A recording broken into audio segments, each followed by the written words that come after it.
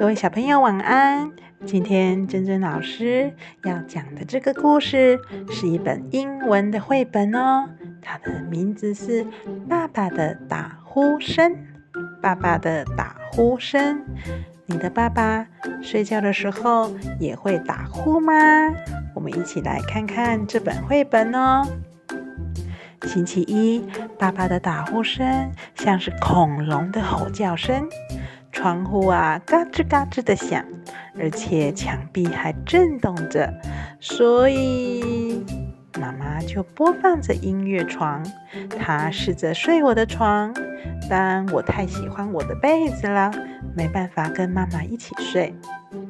接着她试着睡我妹妹娜塔莉的娃娃床，可是却被妈妈睡坏了。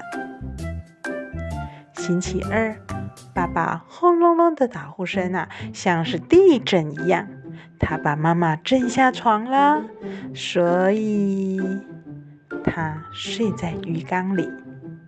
可是水龙头一整晚都在滴水，滴在他的头上，滴滴滴滴滴滴滴。星期三，爸爸的打呼声嘟嘟的像一列货运火车，起恰起恰起恰，嘟嘟起恰起恰起恰。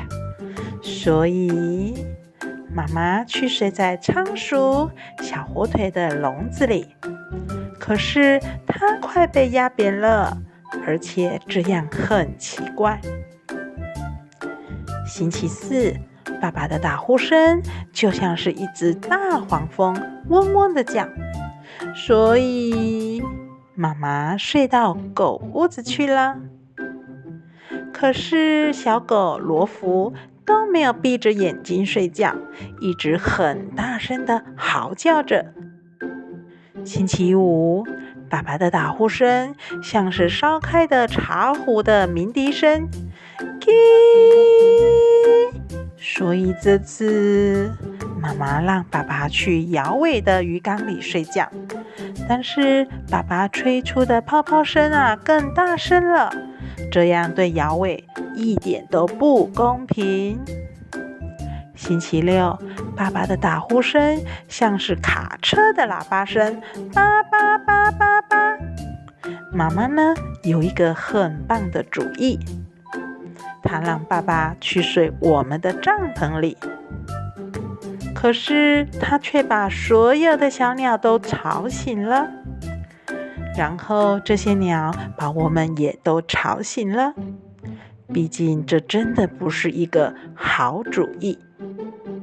星期天的早上，妈妈看起来像是一个披头散发的僵尸，她大声地吼：不要再打呼了！后来她就带爸爸去看医生，而且医生还帮忙治愈了爸爸打呼的病。星期天的晚上，爸爸不打呼了，我们整个家安安静静的。妈妈睡了，我睡了，妹妹娜塔莉睡了，小狗罗福、小鱼摇尾和仓鼠小火腿睡了，直到爸爸开始说梦话。谢谢，我想要多一点的冰淇淋。小朋友，故事分享完咯，你是不是也觉得这个故事很有趣呢？那家里的爸爸也跟故事中里面的爸爸一样吗？你下次可以听听看哦。今天的故事就分享到这边，我们下回见咯。